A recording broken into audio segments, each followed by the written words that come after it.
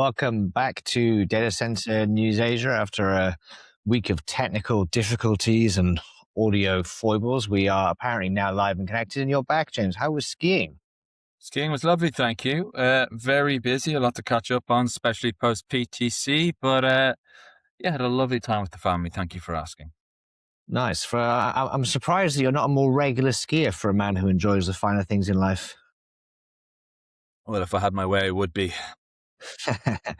Well, let's hit into some data centers. Just first, so we do have a series of videos that are coming out, continuation from our In Conversation series with Jonathan Atkin. You may have seen the first long form episode, which is now available on dcnewsasia.com or our YouTube and Spotify. We filmed a couple of really cool interviews at PTC. We had the Hopkins brothers, one off of TV and the other off of Google's first colo deal. We had the CEO and CTO of the new Zera DC platform, two of my favorite placements there. And we had, of course, Ed with his founder's journey for DC Byte. So we've got some really exciting content coming up on there. And we'll be relaunching the newsletter as of this week as well. So do stay tuned for all that Data Center News Asia goodness. Big story I wanted to start on this week, James, was DayOne. Let's go into the big money one straight away. So they have been touted in Bloomberg, amongst other sources. Now we obviously know that they are, courting for IPOs and other big potential exit deals, but the number that's now been thrown out is $20 billion, which would put them as 25% more valuable than AirTrunk. Yeah, this was an interesting one. Like there's always all sorts of stories like this getting floated out there and thrown around us at any kind of moment or instance like this. It does seem that, just anecdotally, certainly, that a lot of the valuations post the AirTrunk deal, which kind of seems almost like old news now, do seem to have a bit of a premium on them. Like if you look at some of the other stories in relation to STT, for example, like I want to say 2 years ago, there was talk of that being 5 billion, and now all of a sudden that's a 10 billion valuation. Yeah, but could just be speculation at this stage. But an interesting anyway that, so many media outlets have kind of independently come up with this number. Yeah, the numbers they had quoted up here were 500 megawatts of their currently under construction pipeline. So that would obviously include their live sites in Hong Kong and Malaysia, and then the development sites or the build site in Batam and Tokyo, and I guess the new ones in Singapore, Thailand, and second layers in Johor are all on the under development section, and of course Europe as well, which is Finland, and I thought Spain, but that's not on this press release. Yeah, well, you just need to look at their LinkedIn page to see kind of where they're looking in Europe.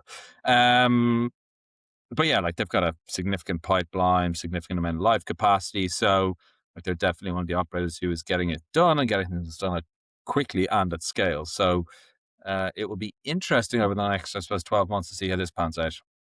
Yeah, if it goes down the IPO route, that would be a big boost, I think, for the exit potential for a lot of the other platforms. I'm thinking the sort of PDGs, Digital Edges, and STTs, who are all kind of getting to that stage in the race as well. So the Asia journey marches on. Got two stories from companies called Digital. Both are very different scales here, but I'm going to do the Digital Realty one first. So this is Digital Realty entering Malaysia.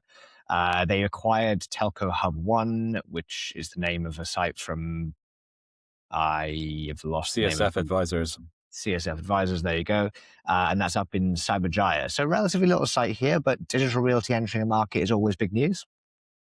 Yeah, it seems that Digital Realty, Equinix, like these kind of, I suppose, carrier style providers, they're now seemingly adopting a pretty similar approach where they're buying a existing network rich site and using that as a launch pad into bigger things into the country. So originally when I read this article, I actually almost missed an entire paragraph when I was skimming it first time on my phone, because I didn't see, as I thought I would see, plans to develop a site nearby. But actually when I read it back again, there is an adjacent plot to this site which can support an additional 14 megawatts. So yeah, once that would get built out, that would kind of be a kind of a 15 megawatt footprint in Malaysia. Yeah, so it does give them expansion room, and obviously with their new sort of peering services as part of Platform Digital, this would now give their customers access into another Southeast Asian geography alongside their recent entrance into Indonesia. They're obviously existing sites in Singapore, so they are getting across the map, even if it's not as fast as some of the aggressive privately backed players. Speaking of which, Digital Edge are also in the news. This is quite an interesting one. This is a company pivoting in the opposite direction. So Digital Edge probably more known for their carrier type acquisitions, including their entrance into Indonesia, I think back in 2021, which was Indonet, now called Digital Edge Indonesia. And yeah, that as part of that platform, they have launched their biggest ever, well, launched. Sorry, I'm I'm doing what our press releases do now and using the word launch for everything. They have announced their biggest ever campus. Yeah, interesting again, this one. So yeah, kind of a almost the opposite strategy to Digital Realty, but 500 megawatt AI AI hyperscale ready campus, I should say. This is in the 𝐸𝐸𝐸 Industrial Park, which is one of the ones to the east of downtown Jakarta. Yeah, visited this park many times over the years. Scalable to a gigawatt as well, so a lot of a lot of potential growth here as well. Q4 2026 is when they have the first phase. The language in the press release was slightly ambiguous. I'm not sure if this would be live or first phase up. But anyway, we'd expect to see this in the relatively near term. And to your point, complements the couple of assets they have in downtown Jakarta, which are probably, I don't know, 30-ish megawatts now, of developed capacity in, like I said, more downtown locations. Yeah, I think so. There's the one with the E on the side, which is less than 10, and then there's the number two, which is the bigger Yeah, that's facility. 23 megawatts, if I'm not mistaken. Yeah. Yeah, so yeah, good job for the Digital Edge team. I think alongside their big campus in Incheon in Korea, and of course their Navi Mumbai campus, they are now firmly putting themselves into the ring as a larger scale hyperscale provider in Asia. Speaking of hyperscalers in Southeast Asia, so Google are now live. I honestly, when I saw this, I thought we'd covered it a bunch of times, but it's obviously because uh, yeah, everyone's aware that they've taken up colocation capacity in a couple of sites, or sorry, built to suit capacity in a couple of sites in Bangkok early last year, like a while ago. But yeah, Google is officially in Bangkok. The cloud region is now live, and that means that Bangkok now has AWS, Google, and Ali live, with Microsoft supposedly coming online pretty soon. Yeah.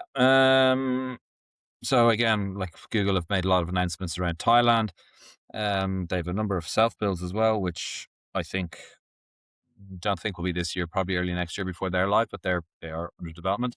I think it's pretty easy to identify who they've co-located within this particular instance. True Digital, obviously the parent company of True IDC, have managed to get themselves into the press release again. So I don't think it takes a genius to work out where Google are.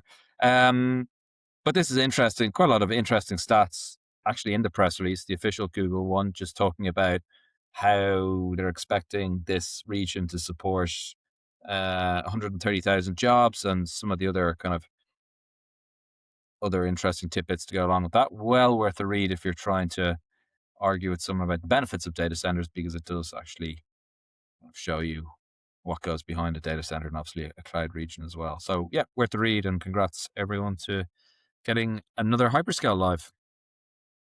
Yeah, absolutely. So this is a big development story happening in Bangkok, and they are really leaping straight from the sort of some areas, the pre-banked area of finance, straight into digital QR payments and crypto stuff. So it's a modern win story, which is nice. And there's another Thailand story actually, which is another good news one.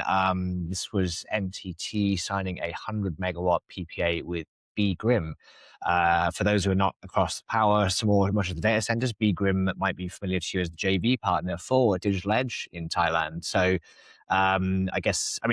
B.Grimm also are one of the biggest power producers in the country, so they're not going to be in a exclusively tied agreement. But NTT taking on 100 megawatt PPA here for one of their new facilities, I think.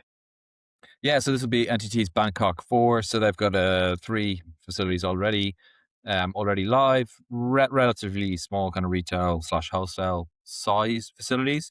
So this will be their first like truly hyperscale facility at kind of in the 100 megawatts range with energization. So again, just another term to kind of confuse people slightly. So energization by Q2 2027. So that's when like they're obviously turning on the site or energy to the site, which typically, although I'm not exactly sure of how they're using it in this context, would mean that capacity would probably be live an additional 2 quarters later, maybe. Don't quote me on that because, like I said, I'm not sure the exact context it's used here. But interesting on B.Grimm, just to add to what you had mentioned, they're aiming to have 10 gigawatts of renewable energy by 2030. So I think we can expect to see a couple more announcements like this with various additional players. Yeah, Thailand's been an up and down story for renewables over the last few years. There was a wave of sort of rooftop when they introduced some of the corporate PPA agreements. A lot of the factories were getting solar panels on there. There's been lots of different types of renewable development, but I think this boom in data center build is reigniting the Thai market for both corporate PPAs and to the grid production additionality, as you love to say. So, good news there across Thailand. And the last one but figuring out this sort of catch up episode, we've ended up splitting it into, I guess, the sort of more emerging and fast growth markets. And then we've got a second episode, which you can watch later on this week, which will have the news stories we missed from Japan and Australia. But the last one we've got for this one is India, which I suppose we could debate whether it's not an emerging, it is an emerging market, but it's also a tier 1 market, I guess.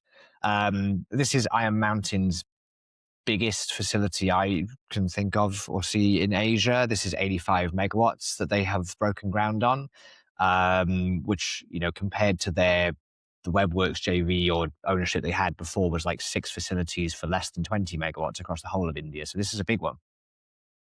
Yeah, so Iron Mountain have, I suppose, been quite pragmatic in their approach. So yeah, as you mentioned, the WebWorks facilities were nowhere near the scale of this, but they have successfully deployed a number of hyperscale or brought online a number of hyperscale facilities in other regions as well. And I think they've been quite selective as to where they do this, and they feel India is the appetite in India and the ability for them to execute it made sense for them to do it. So yeah, a facility scalable to 85 megawatts. Significant development for anyone. Yeah, they're really running the gambit here because I think Iron Mountain certainly in Singapore and Australia still have paper storage available. They were originally a warehouse storaging company for your documents and such. So now the fact that they're launching a massive AI storage facility in India means they really are spanning a good few decades of technology in their portfolio. But congratulations to the team for getting this one up. And well, not up yet. The shovels are in. The dirt is moved. Yeah. Yeah, no, congrats to the team. It's another landmark achievement. Fantastic. Well, it's not Happy Friday. This will be out midweek. It's happy whatever day it is. And yeah, do tune in probably nearer to Friday for the episode on the Japan and Australia updates that we were catching up on whilst we were at PTC. Cheers. Great. Thanks, everyone.